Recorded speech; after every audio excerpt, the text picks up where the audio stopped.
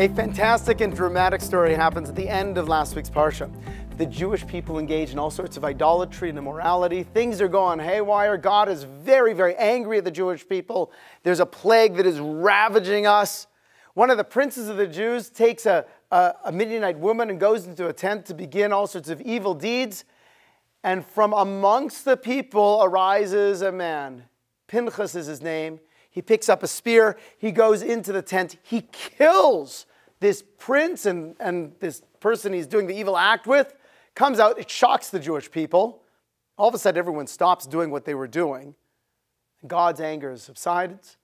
And eventually, the plague that eventually ravaged 24,000 people stops.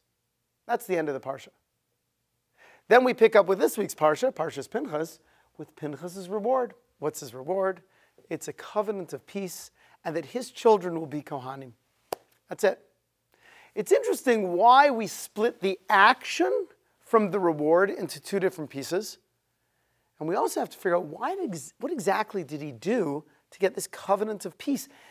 On the surface, it doesn't sound so peaceful to take a spear and kill people. Why would you get a covenant of peace for doing such a violent act? So the first point is we have to appreciate that Pinchas' act is described as one of zealotry. It's an act of saying, oh my goodness, there's something really wrong going on, let me go and do it. But when a person acts like a zealot, we don't always know if it's coming from a place of maturity and wisdom, or if it's just coming as a reaction to what's going on around. Doing things in a reactionary way is oftentimes not the best way to do things. But being a zealot, I'm showing here that he was thoughtful. He was quick, but he was thoughtful. He was mature. He was consistent. By the fact that Torah splits the action and the reward into two different parshas, that's to tell us that we should evaluate our actions also in such a way. We should evaluate life's events in such a way.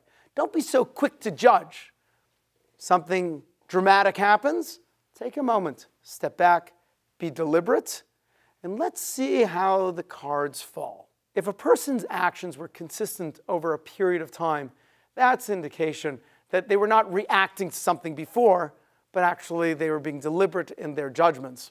But now we have to examine, why was the appropriate reward for Pinchas a covenant of peace? It seems that what he did was so violent. We have to understand what he did. The Torah describes it as he came from amongst the people. Amongst the people meant that what he did was very, very difficult. Most people, including Moshe, were just standing around. We don't exactly know what to do. But Pinchas understood, this is what God wants. I know it's right. I know it needs to happen. And I'm not going to sit back and just be a fan and not a player. Imagine you're at a dinner table and people start gossiping about others.